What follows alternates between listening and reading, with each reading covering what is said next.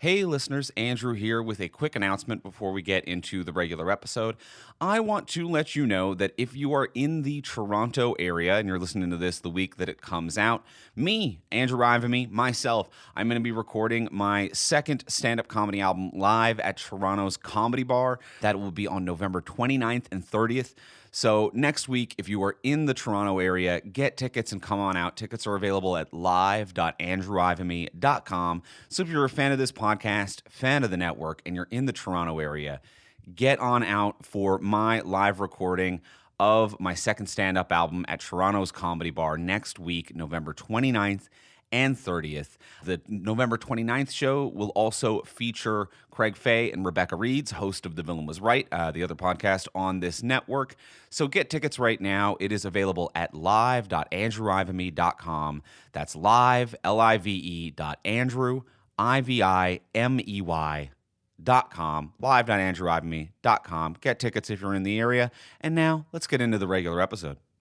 Hello and welcome to Talk from Superheroes. Hey everybody, I'm Andrew Ivamy. And I'm Diana McCullum. And you are listening to Talk from Superheroes, where every week we discuss a piece of heroic television or film.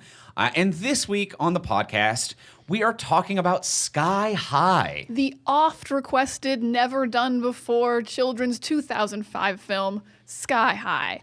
We put it up to vote. Y'all chose this. Everyone has some strong opinions on Sky High. I'd never seen it, so I was very excited. A strong opinion always kind of gets me riled up. Like, ooh, people feel things. Like passion is kind of infectious. Yes, it is. I'm like, oh well, I'm excited about Sky High. And I didn't have any kind of feeling towards Sky High because I think I wasn't like. There's a group of people who are in the right age zone when this hit, and we'll get more into it. But there were people in the right age zone when this hit where it popped off, it connected, it hit really good for them. And I wasn't of that age at that time, so It just didn't quite hit the same. I was also a little bit too old for this, but I get why it popped off. You can feel the vibes as you watch it. You're like, oh, I know why people latched onto this. Yeah. I get it. Yeah. I get it, everyone who voted for Sky High.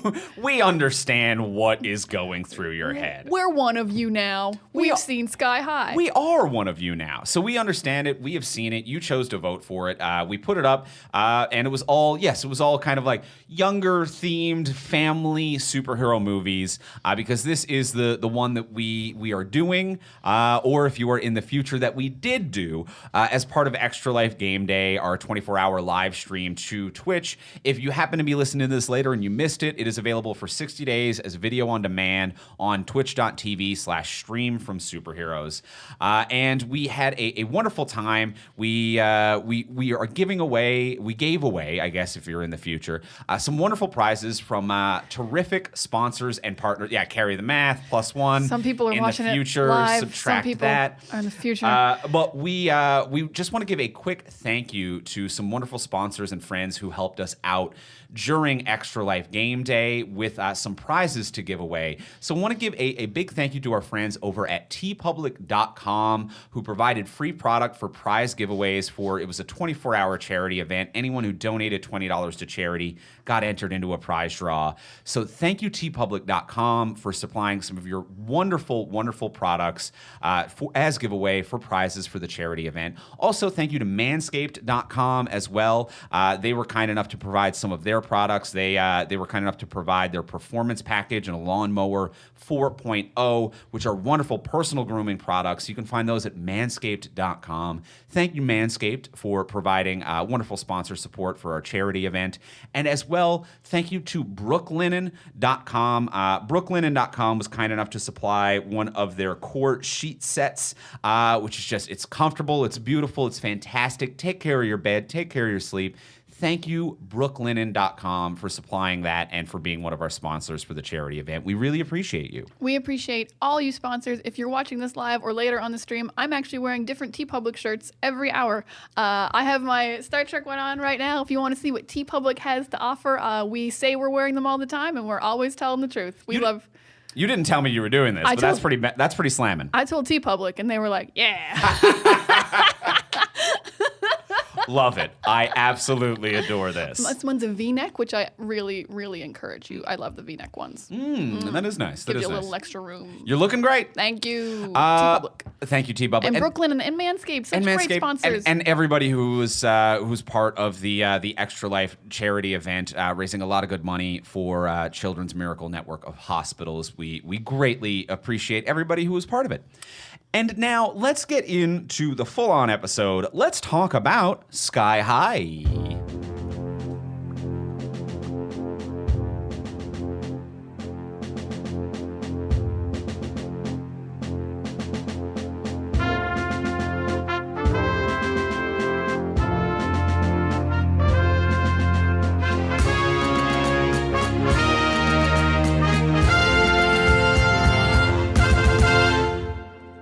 All right, so we have seen Sky High. Was it the first time for you? First time for me. Okay. I was a Sky High virgin.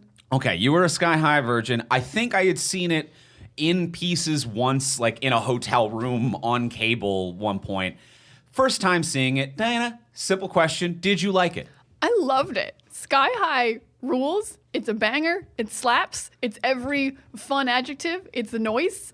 I totally get why people love this movie. It's really fun. It's really lighthearted. It has a lot of really good jokes just about superhero tropes, which is wild for something from 2005. It is just a lot of fun. There's so much happening here, just like some really great performances, some really nice costumes. I love all the practical stunts and practical comedy that's happening in this.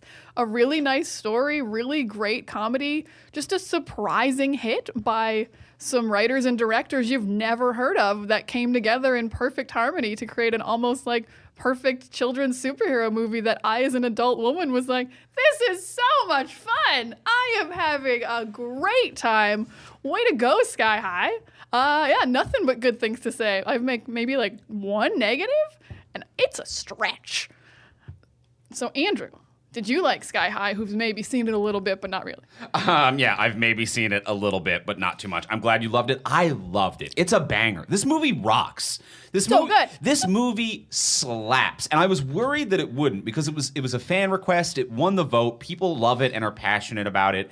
And sometimes that happens only because a movie hits you at the right moment. And I think like in varying degrees, we've all felt that in our lives in some way where it's like, you know, a group of people who are maybe 5 years older or 5 years younger than you tell you like, check this out. This is perfect. This is my youth. And you watch it and you're like, this is nothing outside of the context of the moment of it that it came out in, and but your brain was just forming, and it formed around this movie, and the movie's not actually good. It's like when grass grows around a rock. Yeah. Rock's just a rock. Yeah. Rock ain't doing anything. But this is one where I'm like, oh, I see it. I get it. And it still has it. It holds up surprisingly well. It looks great. It's tasteful. The comedy still works. I think this is a top to bottom a hit. Damn near every performance is good.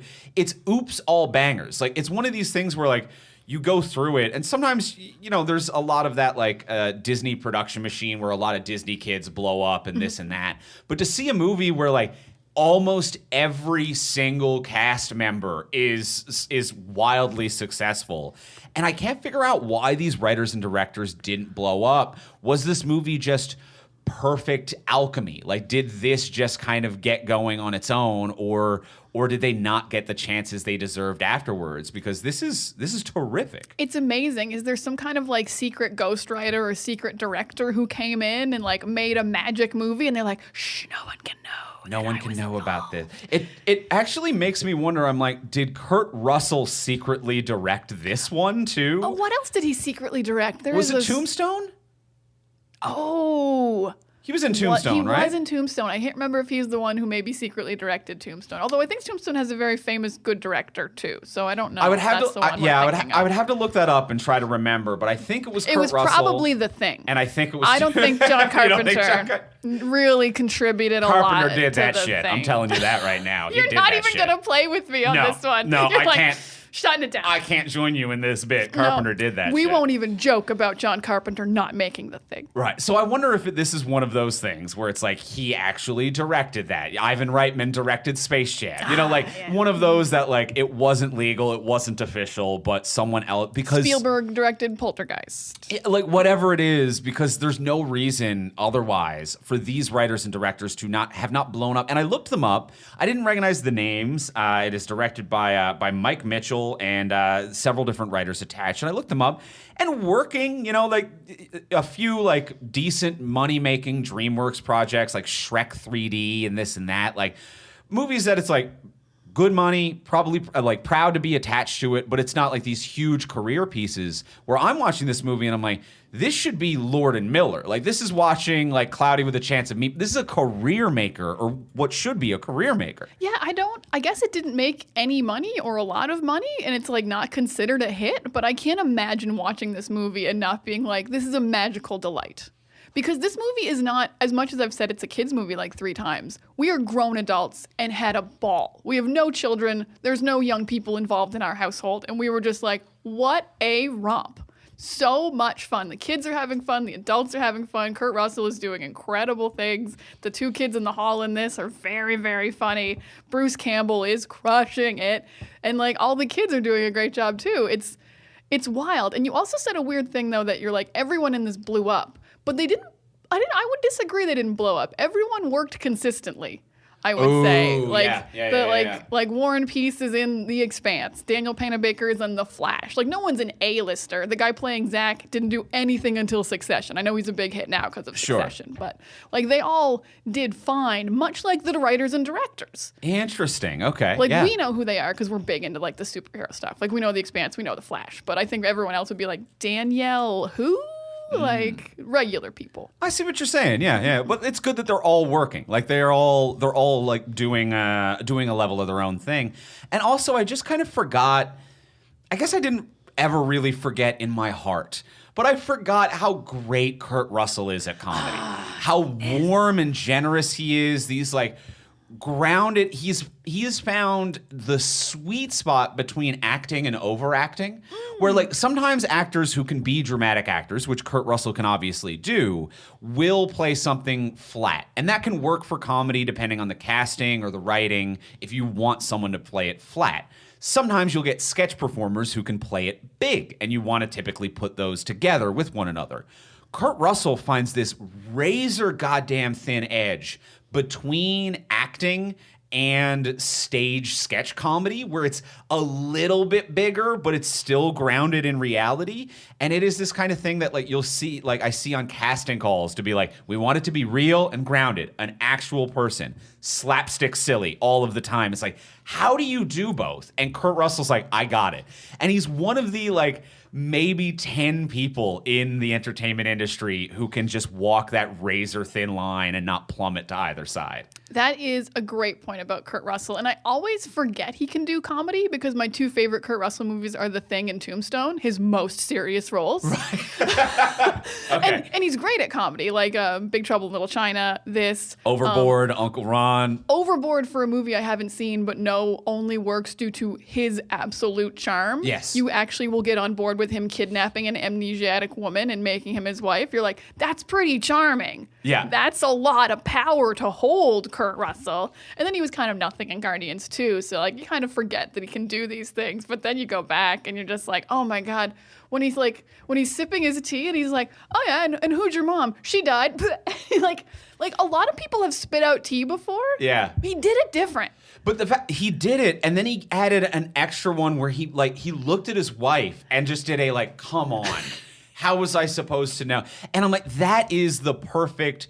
It was the hand gesture of come on. That was stage comedy. I am going to look and have a nonverbal conversation with my wife while being present in this moment. Grounded and real. That's grounded dramatic acting. And I'm like, and you fused the two in this beautiful, just a beautiful dichotomy of performance that only he and a handful of other people can get away with. Even though everyone else in this is phenomenal, I just got to give like special praise and love to Kurt Russell. Watching this, I was like, I want to see a reprieve. I want to see a return to fun, dumb guy action hero Kurt Russell. Like comedy Big Trouble in Little China. This, like, I want to see this back. I want this back. I feel like he was a little funny in the Furious movies. A little. I think he got a line or two of comedy. Yeah, he did. You know, he only did like one scene per movie for the movies he was in, but we were like, "That's Kurt Russell. That's Kurt Russell. That's him." That worked. And him and Kelly Preston really work as this superhero couple as well. They really work. Kelly Preston is an actress who I'm like, I've always heard of you and never seen a thing you've done. Okay. So that's who you are. Like, okay. Oh, hello. Noted. Hello and welcome. Nice to meet you, Kelly Preston.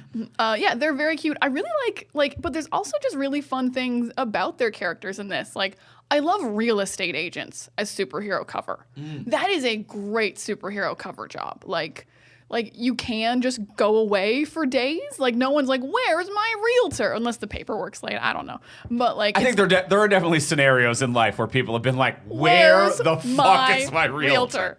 Fair enough, but no one's like, "My realtor must be a superhero because he's not here to show me a house." Sure, yeah. You don't work in an office, you don't have set hours, but it explains why you might be rich and have a lot of money because realtors can make a lot of money. So I think that's like one of my favorite superhero cover jobs I've ever heard. Yeah. So like just little things like that in this script of like, we need them to like, no one will suspect it, but they can go run off whenever they feel like it. I'm like, damn, you nailed it. That's a great one. Yeah.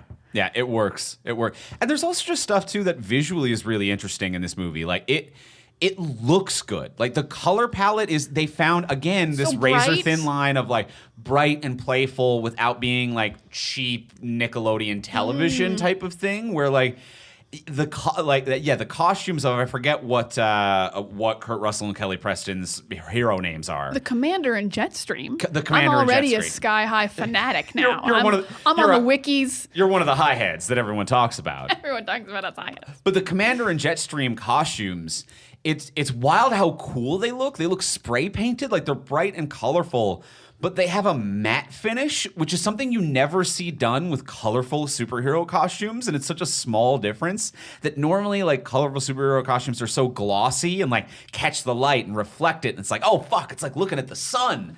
But they have a matte finish where it's just like, you're bright, but you're not hard to look at the same. I feel like I'm looking at a Rocket Pop, but in a fun way. Oh, they were very Rocket Pop. Now, I do have a question about Kurt Russell. I did think it looked great. I loved how structured it was. It wasn't just like spandex, which you kind of would expect maybe in a 2005 kids superhero movie.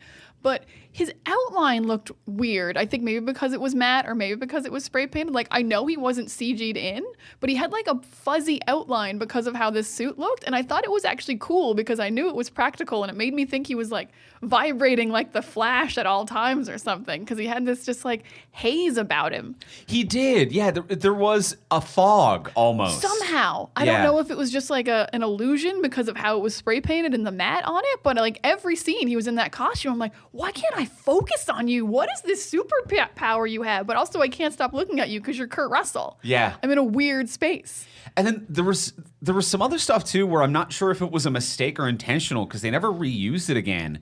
But early on when they first introduce him, and it's him with like the Clark Kent glasses on, it might have just been the types of lights they were using. But when he goes to like, we need to go be a hero, and it zooms in and it's his glasses, and his glasses are reflecting light where it's all like little circles point, and it looked like old like pointillism, you know, that type of comic book art where you can see the little dots. I forget the exact, I think pointillism might be it.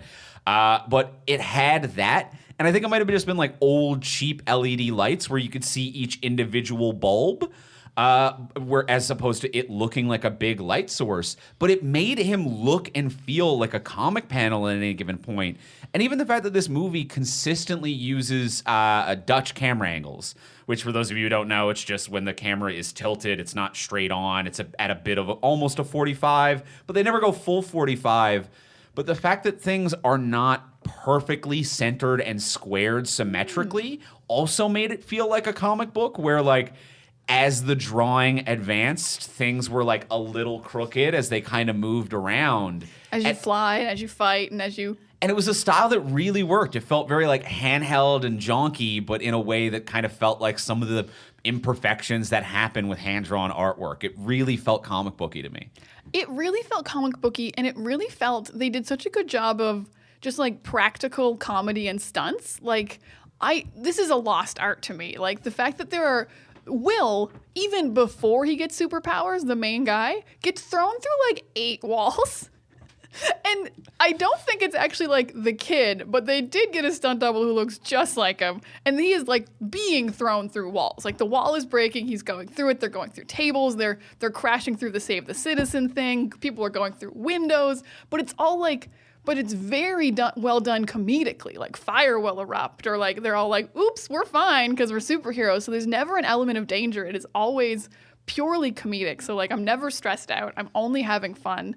But just like, oh God, yeah, practical effect comedy, just like all like the little things in their tool belt during the montage of superhero the sidekick support. training montage. Yeah, like we got a little parachute and we got a little grappling hook, and I'm like, you guys got little grappling hooks, like everyone's going up and down. Yeah, that's actually this actor doing very slowly and cautiously, going like 2 feet up. But that works as like the training montage, and it's fun and it's practical and it pops. Yeah, and then just little things like the fast changes. Killed me. So funny. When Mr. Boy does like 3, also Mr. Boy. Mr. Boy is terrific. The names in this movie. All flawless. So good. But Mr. Boy doing like multiple fast changes, who I think has no powers also. He did not seem to have any. No, it just seems like he's gotten really good. Like one of the classes he's teaching is how to fast change, which I think is brilliant. Mr. Boy is phenomenal. And I think one of the they do really good with having Dave Foley as Kids in the Hall and Kevin, I think. Kevin.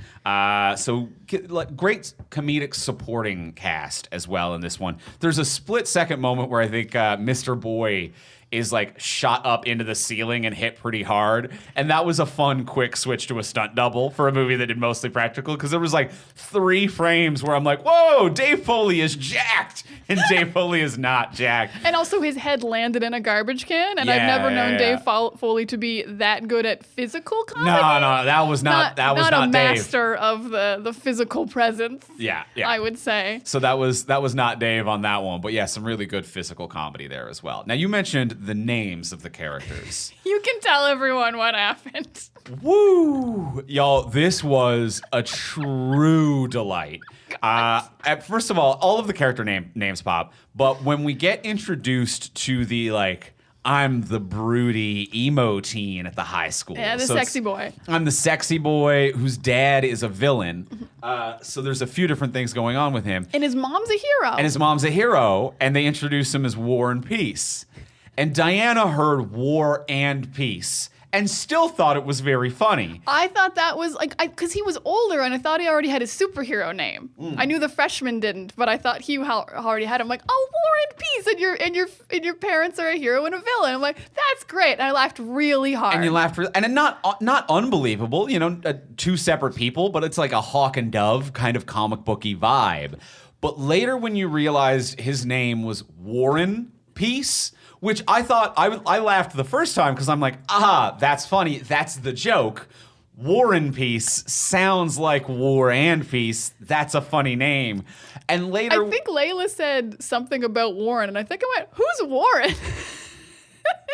And then I saw all of the gears turn in your brain and like the woman seeing math in the air gif.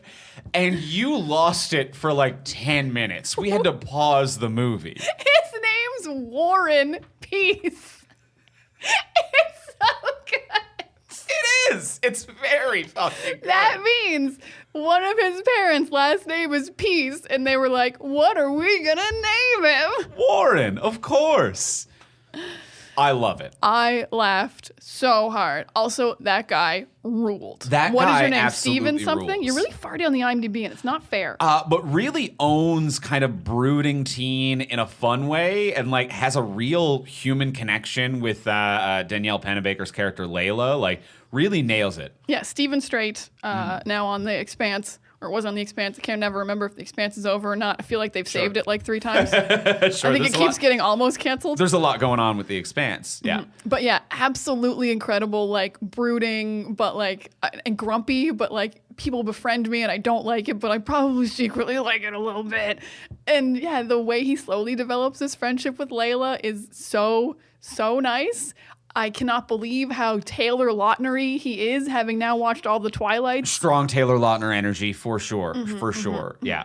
Strong Jacob energy. Strong Jacob energy, although this movie came out first. Oh, did it? This was 2005, and Twilight is 2008. So Jacob has strong War and Peace energy. Oh, we're doing the old flipsy doodle on him. Honestly, considering how much people love Sky High, if 3 years later you're making Twilight, I do think casting directors might have been like, we need a War and Peace type. Yeah. No, I get that. I get that. Same demographic for the era, I would think.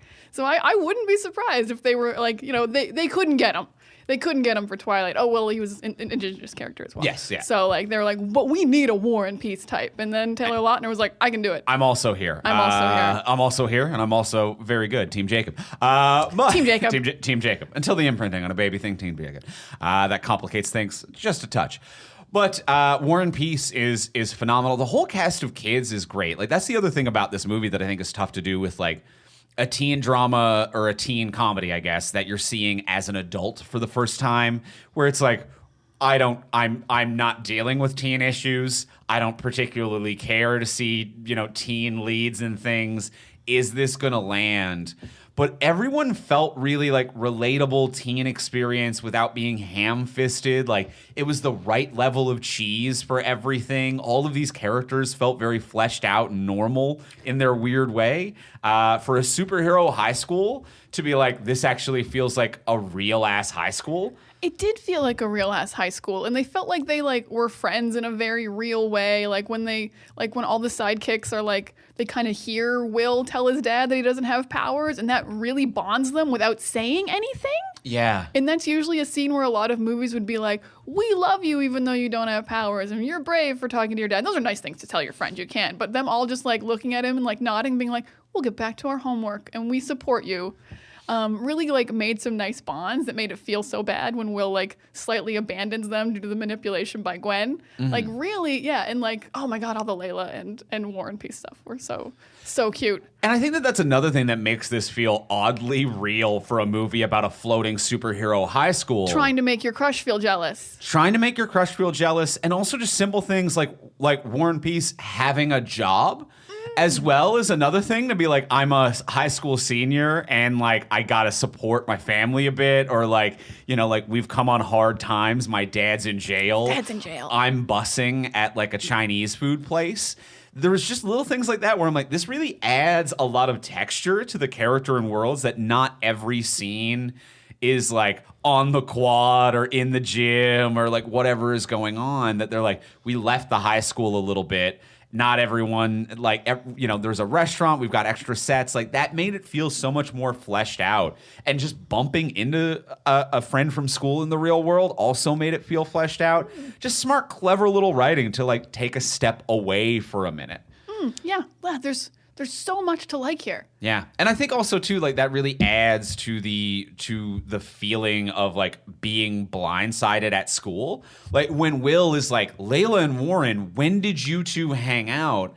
And like, this tinge of jealousy battle that they're having, I think it feels real in the fact that it happened outside of the school. That like Will's getting blindsided by these things that he's not really around for or picking up on. And as is Layla as well in this back and forth. Yeah, it's nice to acknowledge that people have lives when you're not around. And some movies and shows don't do that. They're like, if a main character's not around, nothing happens. Yeah. No one continues on with their day. Yeah. So this is very good. There are so many things in this that have such smart writing, though. Like another thing I'm going to absolutely adore, and it's so subtle.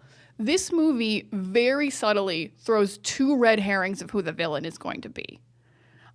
Because like we see Major Payne, they do the flashback, and it's probably going to be Major Payne. But also Kurt Russell like 3 times mentions his dad, who is Will's grandfather, who I think is alive. They don't mention he died or anything, and they say he had superpowers. And I'm like, when's that guy going to show up? And he doesn't. And I think that's like a red herring. Like if he ended up being the villain, you'd be like, they did mention him 3 times. Gotcha. War and Peace's dad is in isolation and is a superhero, and his dad put him away. If he ended up being the villain of the movie, I'd be like, they seeded that in perfectly. They seeded in 3 villains perfectly. I would So even at the say end little of shit the of like day- Mr. Boy being like, he doesn't mention me, yeah, he's yeah. forgotten me. Yeah, if he like, was working for a resentful Gwen, sidekick could easily be a thing. if he was working for Gwen, I also wouldn't be surprised. So like for like an hour and a half long kids movie to seed in 3 villains in a way that I'm like, that was too much exposition or they didn't need it. I'm like, no, that was a perfect setup of it could have been any of them. Yeah.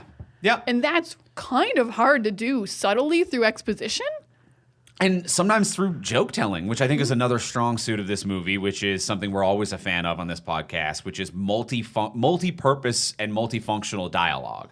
Like, you know, like Mr. Boy doing a joke about how Will's parents have forgotten who he is and never mention him. And it's like, well, that could be a seed of resentment, but we have Dave Foley kind of like jokingly pathetic man kind of selling that, you know? We have Coach Boomer, who could be the villain of the movie, like holding back Will, and then when we have Kurt Russell getting mad to be like, Boomer's a little like nobody, nothing, he resented me, and be like, okay, this could be a fucking thing. So there's a lot of different things that are kind of juggling around there. And it's good multi-purpose dialogue. And I think another example of this movie doing good multi-purpose stuff is every establishing shot is a joke. And I really like that as well. Like setting up Coach Boomer having like a double date with twins or whatever, but we're just establishing the cafeteria and it's him talking to like the big head mind guy being like, come do this double date with me. But rather than just being like, we have a plain shot of the cafeteria to let you know where this scene is going to take place. Every time they have to do an establishing shot, they're like, we're going to start with that place and a joke. And then later calling it back, be like, cut to the Chinese food restaurant. That's where the double date's taking place. And the 2 ladies like Big Head more than they like Coach Boomer. And just these little things of like establish with a joke, multifunctional stuff that is such efficient and fun storytelling. Yes, they did that several times. They also did that at the prom, and it was very funny. As soon as we cut to or homecoming, whatever, when they cut to homecoming, the first thing they're saying into the microphone is, whoever's rocket pack is parked in the handicap spot, you have to move it. And then Big Head goes like, oh, my rocket pack. And I'm like, that is just a funny superhero joke. It's just a funny joke no matter what. And Yeah. now the whole scene's been set up. We're at the prom where we've done a zoom around. We've seen everyone's here. We know what the setup is. But it wasn't just like silent camera pan to show you the room. And it shows really good writing as well, that they always remember those jokes that they tell. Yeah. And not only is that good writing in the sense of like you get a callback then, which is comedy gold, but it's just good continuity as well. Like that joke of we're starting at the dance, someone left their jetpack on out in the parking lot, and the big head Supermind has to be like, oh, that's mine, I'm sorry, apologizes, leaves. And then later, when the big villain thing is happening and everyone's getting turned into babies, he shows up late to get a comedic point of like, what's going on here? Ah! And Kevin McDonald has a nice little like chew the scenery moment. But just not only from a setup callback aspect, but from a remembering the jokes that we've pitched and how that's going to affect, you know, the double date callback, the I left my jetpack on callback, like the bus driver stuff, like all of it is very rich and it feels very efficient. And there is more jokes, callbacks, and storytelling in this, what is it, like 90 minutes-ish movie than some 2.5, 3-hour superhero movies now have. Yeah, this seems like a very lovingly made script, and either lovingly made by the writers or by the people on set who were allowed to like write jokes as they went. Like maybe yeah. Bruce Campbell was like, we should set up that it's like if the double date was in there later, he might have been like, let's set up when the scene starts that we're going to go on the double date. Yeah. Like it feels like a show. It feels like a movie that was just very open to people contributing. And I have no basis for saying that. But when you have this many supporting characters who are just comedy legends, it would be dumb not to. Which honestly feels like a weird parallel of the movie of like hero support doesn't get kind of like as much attention and they're not as good as heroes. But I'm like, also every supporting character in this movie rules. What an interesting meta narrative that you've kind of stumbled onto there. I hadn't Bruce thought about it Campbell like that. and Linda Carter as like supporting characters with not many lines, and the kids in the hall aren't the most famous out of Canada, but they're crushing it comedically. And this movie doesn't work if you don't have comedic performers like supporting the main cast, because Will's not very funny, Daniel Panabaker's not funny. Yeah. Warren Peace is doing like straight comedy, which is really, really landing, but like it doesn't work on its own for a lot of the time. So it's Right. really the adult supporting cast who's making a lot of these jokes work and the practical comedy. That's a really good point. Yeah, because Will and Layla are playing it flat and straight, as well they should. These are the will they, won't they. These are the teen characters that are meant to be more relatable to the viewer, and in doing that, you want to play it a little flat. So they're giving, I think, a good performance for what they are supposed to be doing. And yeah, the guy playing Warren Peace, it's so flat, it's comical, but it is like so grumbly flat that it's very purposeful, and that's funny in itself. And everyone else is doing comedy gold. Yes. Oh, because I forgot about Zach, the guy who glows. Zach is the guy who glows. Nicholas Braun, who is now on Succession, and I still haven't watched Succession, and everyone's mad at me because people goddamn love this show. But Nicholas Braun is a comedy genius as a teenager here. Like, has made a very specific character decision as like, I'm wildly confident, I'm incredibly fun and into myself, and I don't understand why more other people aren't, but not in a conceited way, in a way that's just full of like healthy self-esteem. It is very I feel like Jamie Tart. Jamie Tart on Ted Lasso of like, I don't think you realize how mentally healthy that is. It's a little Jamie Tart to me. He's a little bit more, who was I going to say? Oh no, I lost who I was going to compare him to because Jamie Tart came up now. But to me, he's like if Jesse Pinkman had shitty superpowers. He's a Jesse Pinkman, Jamie Tart combo. He's so funny. His absolute confidence about his shitty power doesn't make a lot of sense. I feel like he knows what a good power is, and he doesn't feel like he's trying to overcompensate. I'm like, he really thinks that's cool. He loves that he can glow. And he loves it. And it's helpful at times. I will say it was they kind of struggled to make it useful because when they're in the vents, they're like with a guy who can make fire, and he's like, it'll get kind of hot if I make fire. He's like, I'll glow. I'm like, you still had a guy who could make fire. Like we didn't. But his charm and personality of being like, I'm so proud that I'm useful. I knew my power was awesome. It's really fun and likable. Oh, everyone was so fun and likable. Like I loved everyone. I will have my slight negative. I did not like this scene. I was put off and didn't enjoy when Warren Peace full on attempted murder Will, who at that point had no superpowers. That is true. That was way too much of an I'm actually going to kill you fight, not just like tripped by the bullies or thrown into the wall. Like I know he wasn't going to die because it's a kid's movie, but I'm like, he is really trying to kill this kid who literally did nothing. He was tripped and he didn't put your dad in jail. He just got tripped and spilled some food on you. You are a loose cannon, Warren Peace. Yeah. And I don't enjoy any of this fight. And I also don't like, this is a trope I don't like. I don't like when people get detention when they didn't start the fight. And that's just me, rules Diana, not who wants justice. And especially when Linda Carter as Principal Powers, also a terrific name, Principal Powers for the superpowered high school, walks in and like really only sees Will put out a fire. He uses a traditional fire extinguisher to extinguish fire. Literally, From a man running at him on fire. The one thing that a fire extinguisher is in fact there for is to put out fires. Will is trying to prevent the school from burning down, which would just turn into a flaming meteor plummeting towards the earth. The plot of Age of Ultron, if I'm not mistaken. You are not wrong. Sokovia, gone. Gone. So that is something that's going on there Will is entirely in the right to put out that flame. And I agree with you. Warren Peace does go a little too extra. Yeah, as someone who would cry if they got detention, I hated all of that. Like when he got sent to detention, I was like, no, it's not fair. He shouldn't go review the tape, talk to anyone who was there. I don't like it. Also, very unsafe to put them in a room where the powers are turned off because Warren Peace would just physically beat him up. He was way bigger than him. Yes. Will was not a good fighter. I Unattended? No teacher. It is hilarious, the implication here that you're like, when they don't have superpowers, teens are quite chill and not bullies and in no way emotionally destructive towards one another. Be like, I don't think you've met a teenager, my friend.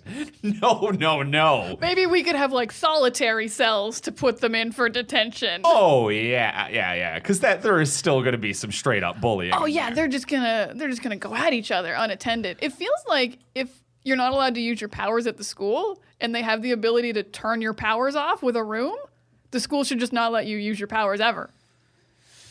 Yeah, I feel like the school should be the room. This is a whole make the plane out of the black box type of thing. We make the whole school the room, and then we have maybe the gym or the one place where you can actually go. Yeah, like a danger room kind of scenario. 100%. Which makes sense for kids who can't control their powers yet. We're teaching them. I did really like the visual comedy of the futuristic anti-power room that they go into. It's all white. It's blinding. It is like very Minority Report futuristic shit.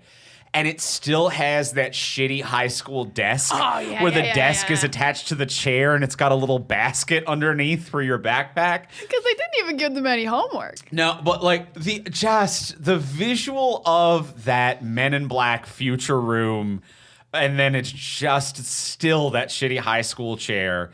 And I imagine that there's shit carved into the desk even still. So I really liked that vibe for me. Oh yeah, I mean I haven't been at one of those desks. Although I think we had the desk that like open and you can put your stuff in the top. That's also a class. There's a few variants on that one. There's like two. Yeah. The open top or the basket underneath. Mm-hmm. Those are the big two. Those are the big two. Sometimes, occasionally, you'd get the freestanding table without the attached chair. Then you get the colorful plastic chair that you can just kind of free flow around a room. I know what you mean. I know the kind. Yeah. I know the kind. I'm looking up who plays Gwen. Mary Elizabeth Winstead. Yes. Mary Elizabeth. Is it Winstead or Winstead? I thought it was Winstead, but it's Mary Elizabeth. Mary Elizabeth. Old Emmy Wynn. I think does a fantastic job here as well. Very fun, very playful, very hammy. She's always so good. She's kind of secretly like racked up a bunch of superhero credits because she's also in Scott Pilgrim. She's also in Harley Quinn and the Emancipation, or Birds of Prey and the Emancipation of Harley Quinn. She's Huntress. Just like slowly getting like 3 solid superhero credits under her belt. She'll sneak right in there. And she is very, very good. I will say this is one of the, and I'm going to count like James Bond's movies and every other kind of movies. This is one of the most realistic and believable manipulations I've ever seen on screen. I see it. I can feel that. Yeah. Like just the way that she's not too like abrupt about it, like just showing up at his house and being like, can we study tonight? I'm not free tomorrow. And I'm like, that's really not that insidious. It is just like very like normally creeping into someone's life and cutting them off from their friends. Yeah. And like getting his parents involved and just being very charming and pretty, but like, yeah, not in like a like, oh, come over and be sexy with me, sexy. Just being like, oh no, I have to go unless you want to keep hanging out. Really just like tiny breadcrumbs of manipulation happening. And really up until like the final full heel villain turn. Which was also so good. Which is also very good. When she goes extreme in that moment. But up until then, even when like Will's accidentally having a party at his house that she invited everyone to, when he's like, I've got to invite my other friends. And she's like, do you think they'd be comfortable here? And she's trying to manipulate him to act like it's a favor to them to stop hanging out with them until like she's left with like no recourse but to be like, they're losers, stop hanging out with them, don't invite them. But I really like that. Like that feels like true, somehow both villainy, like adult villainy and high school villainy no, you can be shitty and it's doing a favor to your friends if you're shitty to them. And she is an adult in high school. It really does. Because she's like 50 or whatever because she got de-aged. So like there is so much happening of like, oh, you were so out of your league, Will. You were not manipulated by someone 3 years older than you. Yeah. You were manipulated by someone like 40 years older than you. Mm-hmm. You didn't have a chance. And I really like to even like the twist on that with at the end, like the parents being like, hey, we all were manipulated. And I didn't even really think about that. And that was such a nice moral lesson. It's nice when a movie is just like, hey, here's a moral lesson you haven't even considered. And I'm like, fuck yeah. Sometimes someone fools everyone. Yeah, most movies at this point would be like, shame on you, learn your lesson, main character. And not like, hey, we all got a little something to learn. That's nice. That's nice. That is really nice. There was a lot of nice lessons to learn. Yeah, so that made me feel good. I did wish that there was like a lesson they were going for that like they kind of landed. All the stuff with Layla about like not wanting to show her powers because she like didn't want to be put into different teams and she didn't like that. I'm like, I support this, but like she was such a hypocrite at times. She's like, I only use my powers when the situation demands it. And then she showed up at Will's and made a tree to get on the roof, and I was like, girl. That's not what you said. You killed a flower at a Chinese food restaurant because you were sad. She probably brought it back to life. Yeah, but come on. It almost made me wish that like we knew she had powers, but she didn't reveal them until she fought the multiple girl. Because the multiple girl had no idea what her powers were, because at school she seems to follow her personal rule of I don't use my powers. So if we as an audience didn't even know, and then suddenly she just poison ivies this bitch, like with to the extreme, we'd be like, oh shit, yeah, you are a hero. But That's like not bad. you've just been holding back to be in the sidekicks, which she has been. But it's not like it's a little messy because the school also doesn't change at the end. Yeah. They're not like anyone can sign up for hero class and anyone can sign up for sidekick class that they want. They're like, we're still going to segregate you by powers, but everyone's going to be nice but about it. we're going to be more chill about breaking off into groups. Because Come on. the two main heroes in the world today just said you're cool. So in like 3 years when you graduate, we're going to go right back to the old system. Everyone who's in school right now gone, we'll forget it. Hey, a subtle theme that the system is broken and will continue to be broken forever. But I agree with you on Layla's thing. Yeah, it's kind of busted that she's like, I won't do it, and then just kind of does it willy-nilly. It did lead to, I do really like the line of Coach Boomer when she's like, I only do it if the situation demands. Coach Boomer going, this is the situation, and I demand it. Like, that is actually a pretty good breakdown as to what is happening right now.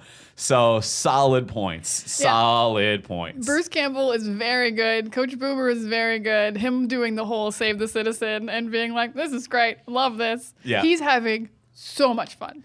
I mean, Bruce Campbell, I think, always does. Always loves chewing the scenery in a little supporting role. Having the time of his life. But as is all of the supporting cast in this one as well. I will say I think the bus driver doesn't really pay off in a way that I would like.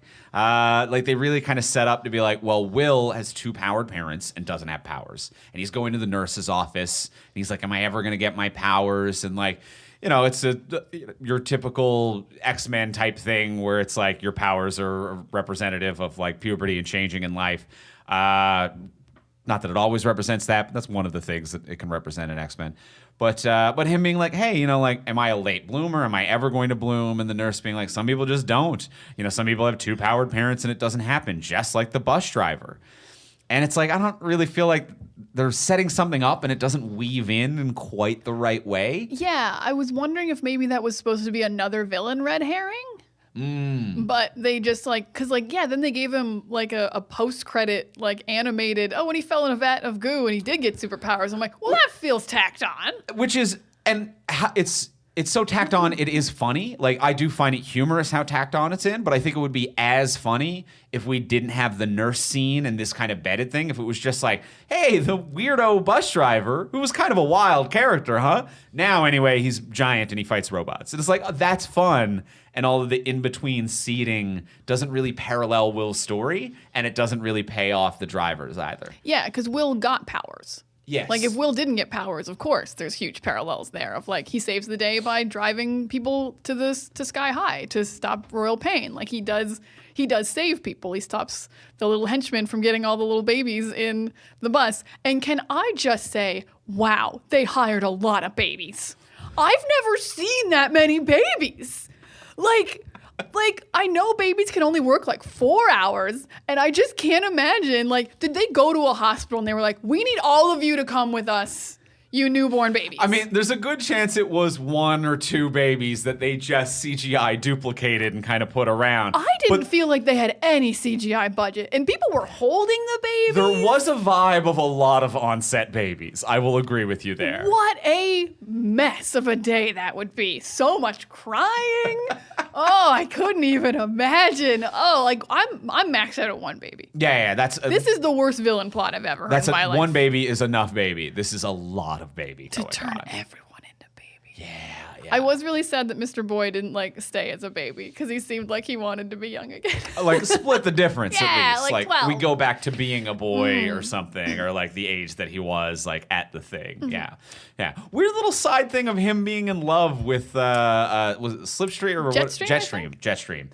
The weird little side note that was. Yeah. Yeah, that didn't go many places, but whatever. No. Everyone, I feel like everyone who wasn't ended up evil, they wanted to like have like a slightly little happy ending for.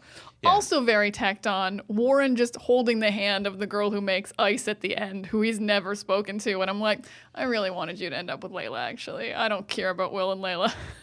I think this is a classic example of The side characters were too good. yeah, side characters were too good, and like I don't know if this is just like a generational thing or being an adult thing, but even at the time, I would say like any teen thing where it's like, will they, won't they? I was always rooting for won't, because I'm like, actually, you don't work, but that side character thing actually does. I feel like will they, won't they never works for me because I'm like, well, if you really liked each other, it'd be will they. It'd be Like, why is there so much won't they? Yeah, there's too. Where does all the won't they come from? Clearly, Will is not interested, or he'd be like, oh shit, my friend's so hot. I like her so much. Yeah. Like, Yeah. No, you'd be into her and just be a secret.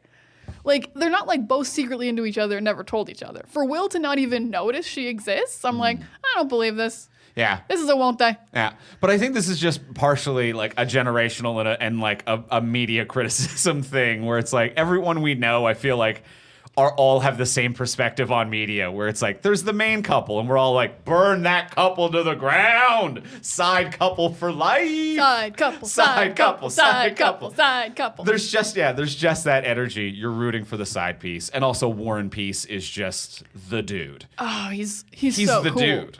Like when he was just like talking to Will at the restaurant and he's like, your friends won't talk to you? I can't get them to stop talking to me. I'm like, I love this guy. And Just him- wants to read his book and these like little nerds have adopted him and are eating at his table. Yeah, and him being like, if they won't talk to you, they won't stop talking to me.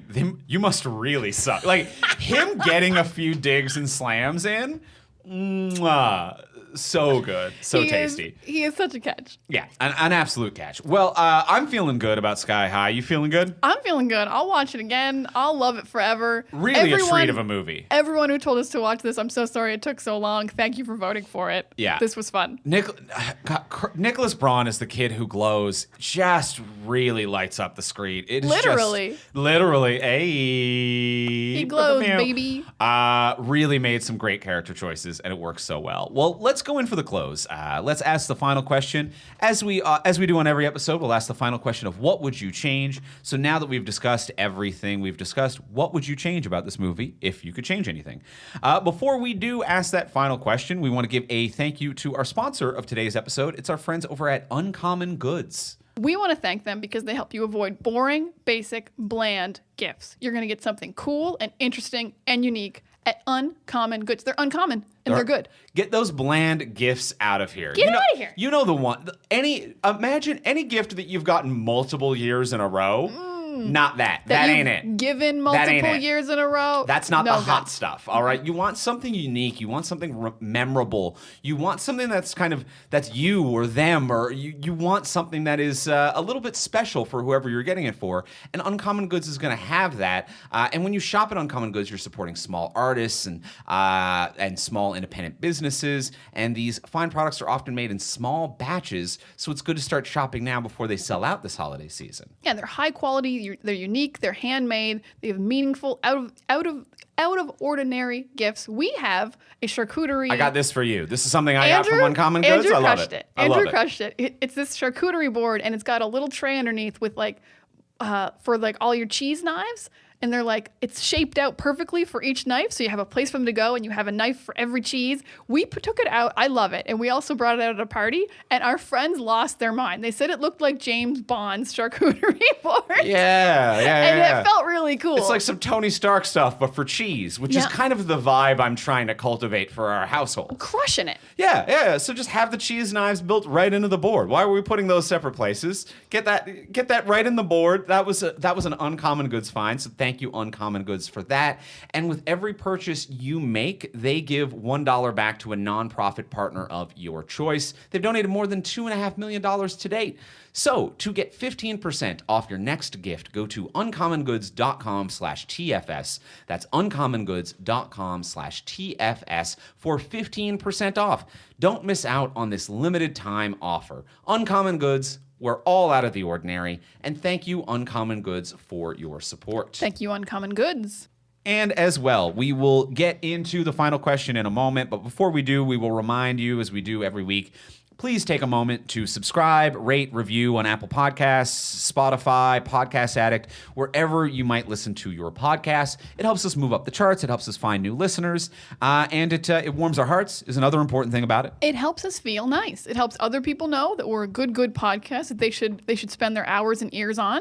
And it's good the world will know that. And also it's nice when we have new reviews up at the top. People can see the dates on reviews on some platforms. And they're like, no new boys. So we'd like some, always good to have some fresh ones in there. Always good to have some fresh boys in there.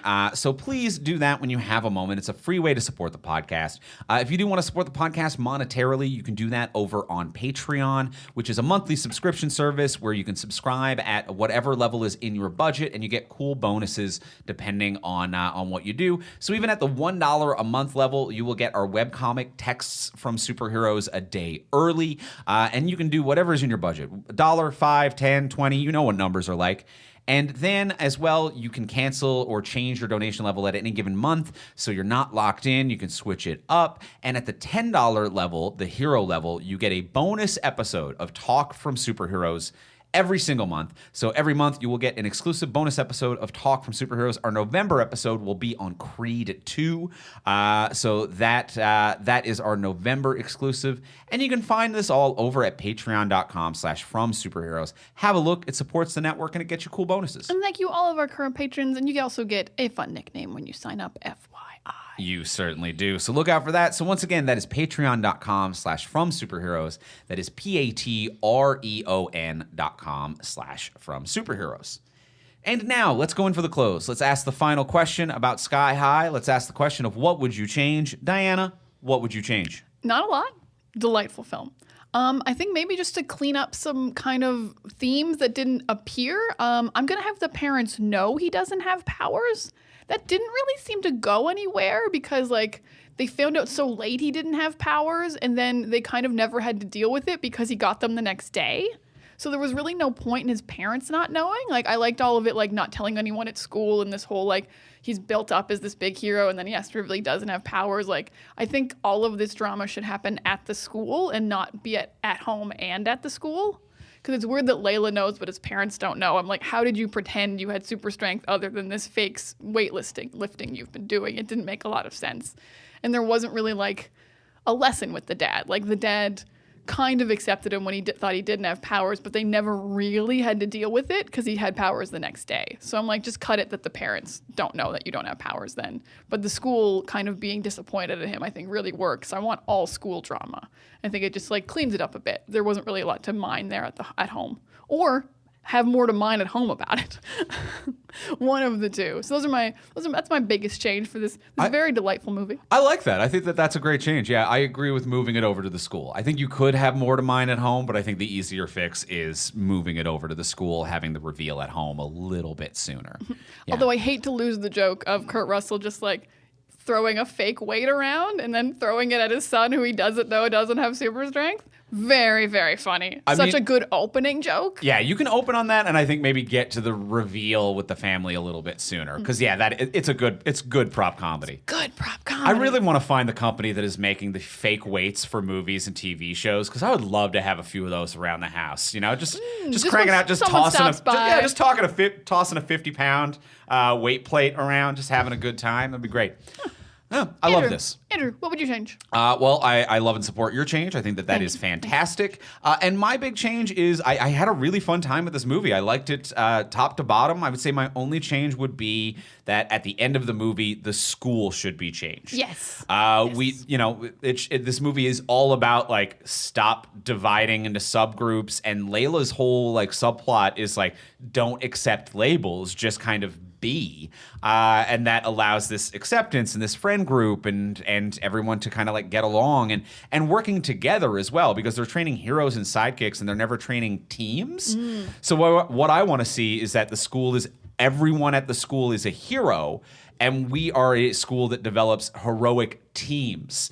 And we find people that complement one another and friend groups that work together and fire and ice. And maybe that could be how War and Peace and the Ice Lady kind of meet or whatever. But like, how do we complement one another by being who we truly are? So I think rather than pairing off a leader and a follower, that it's a hero school that's all about putting together heroic teams.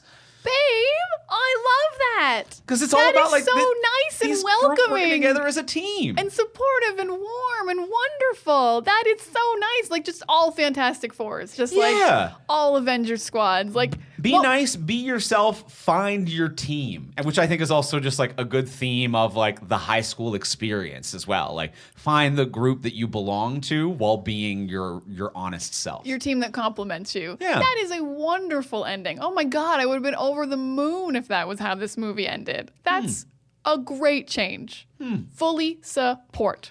But everything in between, though, the jokes are funny. It's a charming movie. I had a great time. Had a wonderful time. Had a wonderful time. Where's Sky High 2? Where's the Sky High TV show? Now I'm one of those people who I found online instantly when I went on Tumblr who are like, where is it? And I joined their crew immediately. I'm like, I want more Sky High. This is delightful. One of those people I found online instantly is such an aggressive and fun sentence. Wasn't hard to find. The people who want Sky High 2.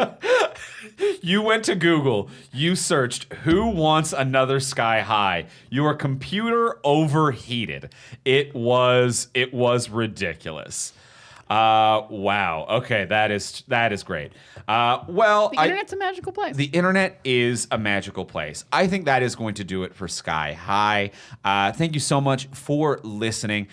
Next week on the podcast, we are going to be back and we are going to be talking about the season of Andor. Full season of Andor. Cassian Andor. Ooh, look out. So we'll be back with that next week on Talk from Superheroes. In the meantime, if you want to get a hold of us, you can find me online on social media at Ivimey, Ivimey. You can find me at Words of Diana, probably. Have I left Twitter? We'll find out. Does it still exist? When this episode comes out, it's in 3 weeks. Look out. And you can find both of us at From Superheroes. Maybe. Maybe. And we'll talk to y'all next week. Bye.